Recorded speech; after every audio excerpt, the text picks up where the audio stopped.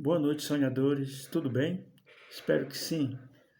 Hoje eu vou trazer uma reflexão de uma passagem bíblica que está lá em Gênesis 4, capítulo 4, versículo 13. E essa passagem vai mostrar um acontecimento muito triste no livro de Gênesis, que é o assassínio de um irmão. Caim mata Abel, tira sua vida. E aí, a sua consciência cobra dele, né? A consciência na figura de Deus pergunta a Caim onde está Abel, porque a consciência dele sabia o que aconteceu com Abel. E aí Caim responde: sei lá, por acaso eu sou vigia do meu irmão? E aí a consciência dele, ou Deus, fala assim: você sabe, porque o sangue dele clama da terra. E aí nós temos o primeiro assassínio, né? O primeiro fraticídio, né? Na Bíblia. E o que acontece depois? O próprio Caim, ele não se arrepende. Ele fala assim para sua consciência, ou para Deus, que é a mesma coisa. O que eu fiz é imperdoável. Eu não mereço perdão. Em outras palavras, ele fala assim: o que eu fiz aqui é. Então disse Caim ao Senhor: é maior a minha maldade do que a que possa ser perdoada. É maior a minha maldade que a que possa ser perdoada. Em outra linguagem, ele diz assim: meu Deus, o que eu fiz foi muito grave, isso é imperdoável. Eu vou sair por aí perambulando, sem saber o que fazer, porque o que eu fiz. E aí, gente, eu queria emendar a este acontecimento um outro acontecimento que aconteceu comigo.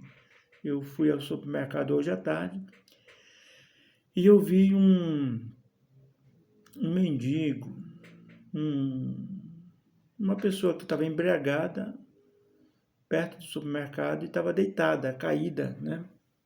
E quando eu fui fazer a minha compra, essa pessoa me chamou. Vem cá. E eu educadamente fui até ele. Ele estava caído, deitado no chão. Não caído, deitado, né? Com uma garrafa de pinga do lado dele. E aí ele falou assim para mim: eu era evangélico. Eu era de uma igreja tal, não vou falar o nome da igreja para não ferir susceptibilidades, mas ele falou o nome da igreja, tudo. E aí ele falou, aí eu perguntei: e aí? Por que você saiu? Aí ele falou assim: eu caí. E é interessante quando ele falou isso, ele tava caído, né? Nessa hora eu tive que me abaixar para falar com ele. E ele disse: eu caí. Aí eu sabia o que ele, na linguagem evangélica, significa cair, mas eu perguntei: uai, você caiu, por que você não se levantou? E ele não respondeu.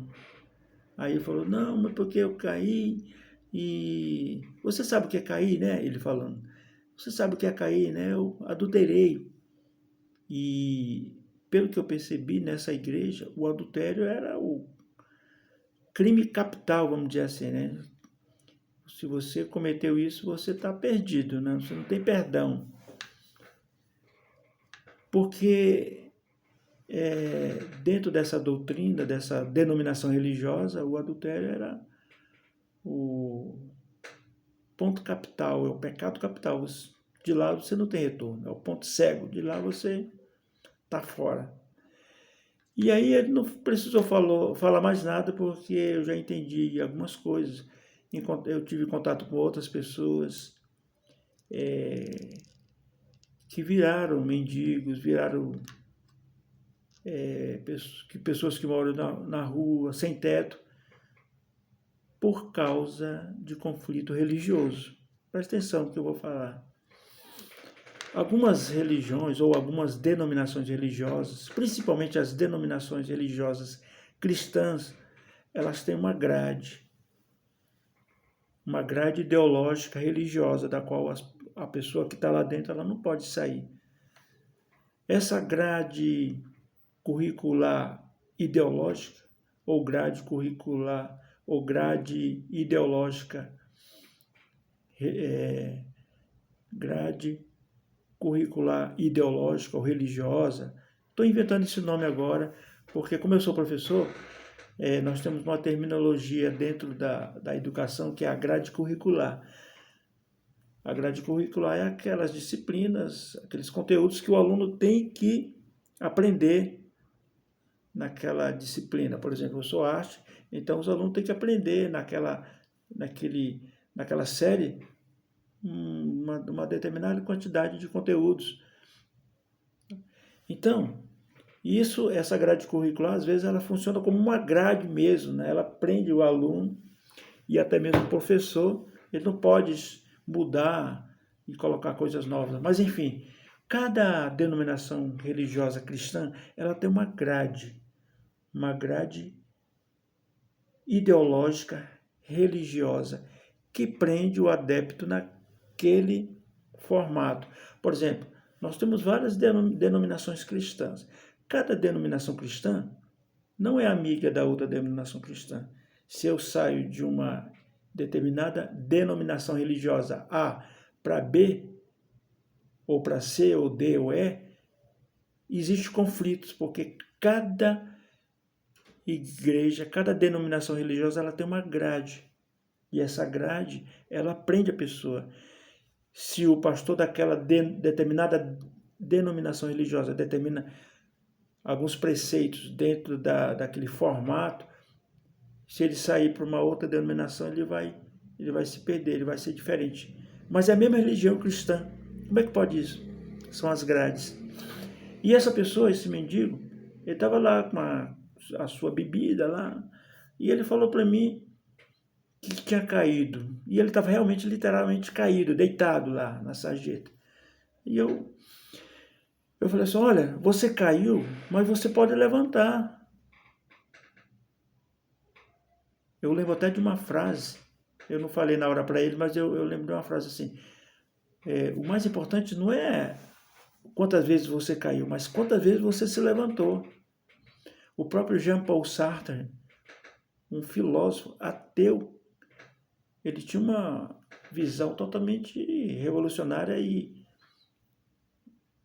uma capacidade de superação muito grande. Ele dizia, o importante não é o que fazem de você, mas o que você faz do que fazem de você.